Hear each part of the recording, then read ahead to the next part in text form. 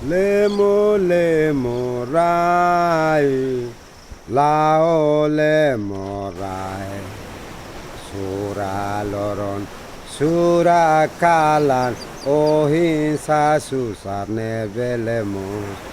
O kita tahu toda mba emaselu, o kita sura, o nea kolen, ametinonia. Tuban lao hak solo karena nuna fati lemo lemo rai lao lemo rai sura loron sura kalan ohinsa susar nebelemo o kita tahu todamba emaseluk o kita sura o nea kolen hametinonia tuban lao hak solo kana nuna fat lemo lemo rai lao lemo rai sura loron sura kalan ohinsa susar nebelemo.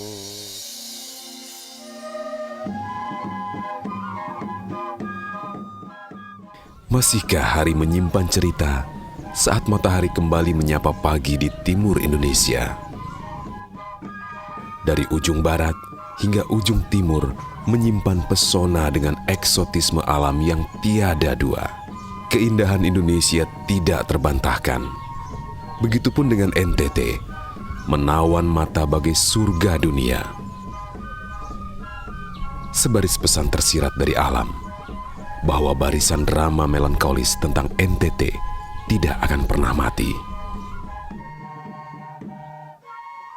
Mereka menyimpan harapan pada hari yang terus berganti, walaupun kesetiaan pada Ibu Pertiwi terus diuji dengan menjalani hidup sebagai rakyat NKRI yang keberadaannya kerap dipungkiri.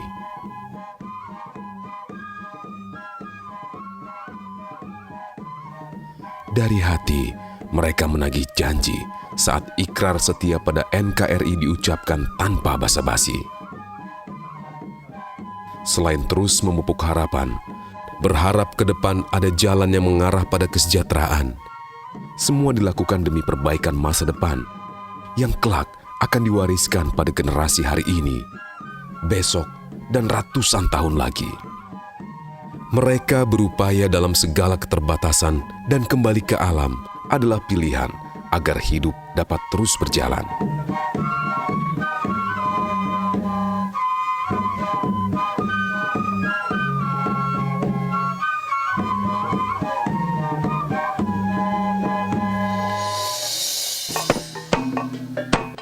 Hamparan keajaiban dan keindahan alam nyata di bawah kaki dan di atas kepala, bersanding sempurna dengan pelakon romansa yang menawarkan tawa dan air mata di setiap jejak cerita. Hari ini, perekonomian pun mengarah pada perbaikan, tidak hanya melalui pada pertanian dan peternakan, juga melalui keterampilan tangan dengan harapan agar kelak hidup akan menjadi layak.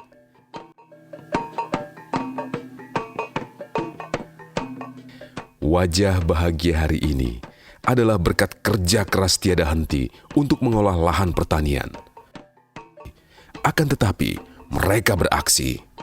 Perlahan tapi pasti, tumbuh rasa percaya diri bahwa kesejahteraan yang dicita-citakan akan bisa diwujudkan. Namun, dukungan pemerintah tetap diharapkan mengambil peran lebih besar sebagai bentuk kepedulian dan pengakuan atas keberadaan mereka di perbatasan.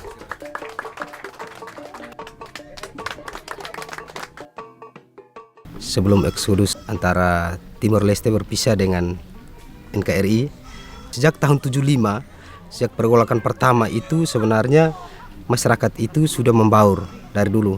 Dari segi bahasa, adat istiadat itu sudah menyatu. Karena secara emosional itu bahwa adat istiadat antara warga khususnya Timur Barat dengan Timor Leste itu satu. Kemudian yang kedua mengenai bahasa juga satu. Jadi Timur Barat dan Timor Leste itu satu.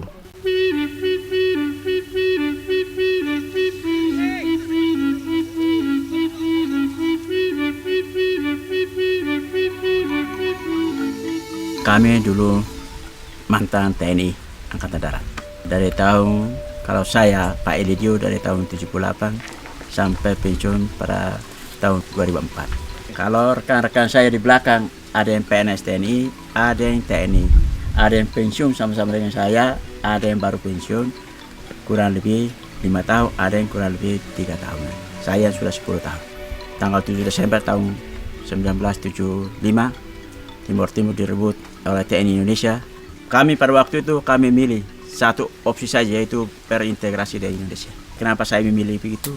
Kalau ingin merdeka, belum punya apa-apa, merdeka untuk apa? Bikin apa itu, korek apa saja belum bisa. Bikin apa itu, jarum untuk jahit pakaian saja belum bisa. Terus meminta merdeka. Segala yang ditinggalkan oleh Indonesia sudah cukup banyak. Maka kami milih tetap saja dari Indonesia. Sejak itu kami berperang saudara. Papa dengan anak boleh saling bunuh. Karena dalam satu keluarga itu ada saja anaknya milih di Portugal. Papanya milih mau integrasi. Mamanya milih mau mereka. Di dalam satu rumah saja bisa ada 3 partai. Di situ dalam keluarga saya mulai tahun 75 itu hidupnya tidak nyaman lagi. Karena masing-masing pertahankan dia punya mau.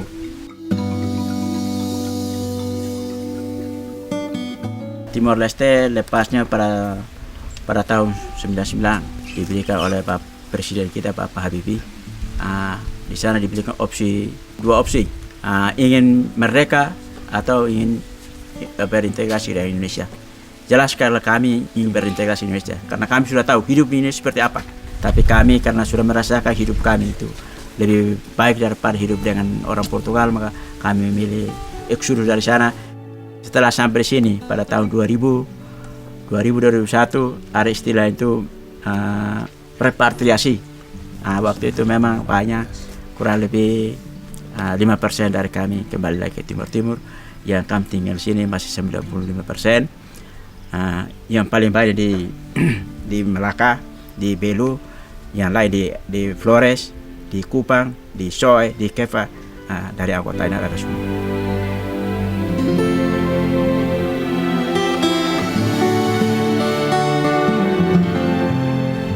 Dari dunia internasional membantu kami. Seperti kami di Tubaki dibangunkan rumah itu resettlement. Kurang lebih 2 bulan kami bangun, walaupun belum begitu lihat bangunannya, tapi untuk kami sudah layak untuk kami huni. Terus diberi makan 9 bahan pokok selama 1 tahun. Dengan bantuan tetap sampai sekarang kami bisa punya harapan di sini. Festa nera mete besita utu seja mutu calora metodader. La belle proncas festa laran tamba ema barak te besia tenda ne alaran. Seita hoto mai tu eruni ema convidado. La belle broncas festane, tamba fettoran mos baraki atenda larane, halomane klosansera larano haksolok. Balu sei qualia, lia fuan ruma toda noi halai batoma. Festane rame te vesita utu sei hamutu calora metoda deri. La vele broncas festa laran tamba ema barak te vesi atenda ne alaran. Seita hoto mai to eduni ema convidado. La vele broncas. Ini tempat ini saya pada bulan Mei tahun 2012. Secara ekonomi, dengan adanya kami diberikan oleh Bapak Marsiano, kami diserahkan ke Care IPB yang sekarang ini. Kami dibantu dengan segala macam peralatan yang sekarang ada di sini, terutama mesin genset, terus biogas, dan sekarang juga kami sudah pakai biogasnya itu pakai masak,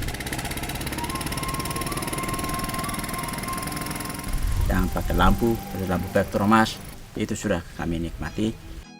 Kalau pendapat kami tentang biogas yang sudah diterapkan ini, memang selama hidup saya ini belum pernah saya lihat, tetapi setelah saya kunjungi ke sana, ternyata yang namanya kotoran sapi kok bisa menghasilkan listrik, dan itu banyak manfaatnya, baik untuk penerangan, untuk masak, dan lain-lain sebagainya. Dengan demikian masyarakat di daerah sekitar daerah peternakan itu sendiri ya bisa membuat produk-produk tertentu yang menggunakan kekuatan listrik, karena tidak membiayai pembelian bahan bakar minyak dan lain sebagainya. Dari program pengemukan yang kita lakukan, kan ada program pengemukan dan program pembibitan yang dilakukan oleh Pusat NTT ini. Program pengemukan sapi ini kita menggunakan sistem bagi hasil dengan petani itu adalah 70% untuk petani, 30% untuk puskut. Nah, 30% untuk puskut ini adalah untuk membiayai seluruh sarana yang dipakai. Contohnya membayar gaji PPL. Kondisi ekonomi masyarakat saat ini kalau dikaitkan dengan yang dulu, sekarang lebih baik daripada yang kemarin ya. Masyarakat sekarang bisa menyekolahkan anaknya sampai kuliah, yang dulu-dulunya kan tidak pernah. Jadi mungkin salah satu tradisi untuk menghidupi, membantu keluarga ekonomi di sini adalah gotong royong. Misalnya dalam hal bekerja kebun atau bekerja yang kira-kira membantu untuk menghidupi ekonomi keluarga. Pada panen yang ketiga kali ini panen 3 kali Pak, kali ini panen baru 4 kali. Ini kami bisa cukup untuk kami makan sambil menantikan ini pun kami perkirakan tidak lama lagi kami sudah dapat makan, terutama jagung dan kacang-kacangan itu baru-baru ini kami panen sedikit itu yang istilahnya itu kurang subur lah. Itu paling sekitar jagung itu bisa hanya 5 karung, kacang paling hanya 1-2 karung.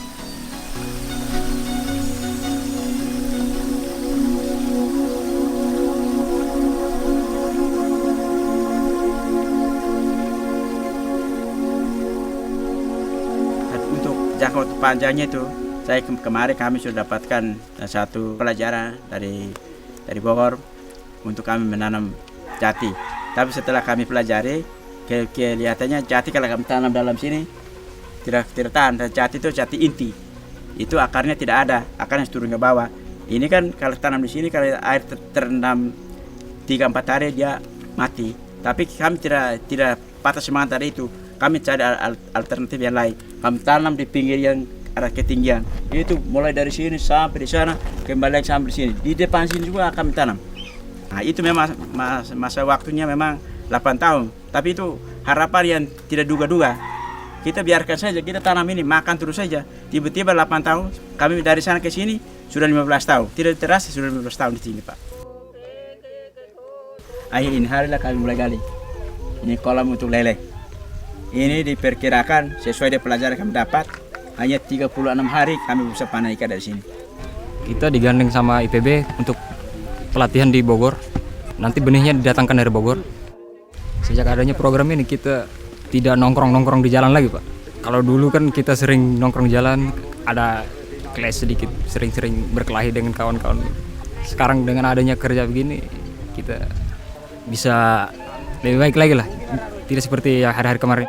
Kami senang sekali, Pak, karena ini semua Pak. Tidak beli dengan satu sen pun tidak. Kami langsungkan, Pak. Baik tidak baiknya kami langsungkan. Karena itu baik ini untuk kami, Pak, bukan untuk orang lain. Kedepannya mungkin bisa lebih baik lagi, biar tidak bergantung sama orang tua, tidak menyusahkan orang-orang di sekitar kita lagi. Katanya ada program ini, ada istilah itu kehidupan kami itu ada satu langkah ke depan. Tapi tetap saja kami harus bekerja keras untuk bisa maju dengan lahan yang sudah diberikan kepada kami ini untuk penuhi kehidupan kami, maupun kalau lebihnya untuk kami jual untuk memacu anak-anak kami yang masih duduk bangku sekolah. Pemerintah khusus dalam hal pekerjaan, misalnya dari keimigrasian, dari bea cukai, seharusnya memanfaatkan anak-anak yang ada di sini. Ini salah satu. Yang kedua, mungkin dilakukan banyak-banyak pelatihan, didirikan balai latihan kerja misalnya bagi anak-anak muda di sini, supaya mereka bisa ekonomi yang sekarang mereka jalankan ini bisa lebih ditingkatkan lagi. Jadi kami sebagai pemerintah Kabupaten Melaka merasa bersyukur sekali dengan adanya kepedulian daripada pihak perguruan tinggi dalam hal ini IPB Bogor yang telah melakukan kegiatan pemberdayaan masyarakat. Dengan adanya kegiatan itu dan kami sendiri sudah menyaksikan apa yang dilakukan oleh masyarakat dan setelah kami lakukan pertemuan dengan mengunjungi daerah atau lokasi kerja itu, kami merasa bahwa ini sesuatu yang memang patut kami jadikan contoh untuk ke depan kami melakukan pemberdayaan masyarakat seperti yang telah dirintis lebih dahulu oleh pihak IPB Bogor.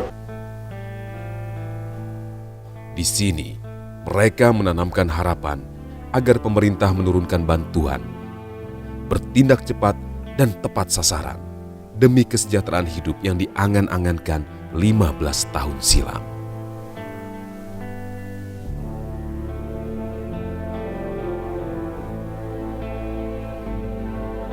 Pengabdian adalah komitmen, tidak lagi bisa dinegosiasi. Bagi mereka, pro NKRI adalah harga mati saat memilih berintegrasi.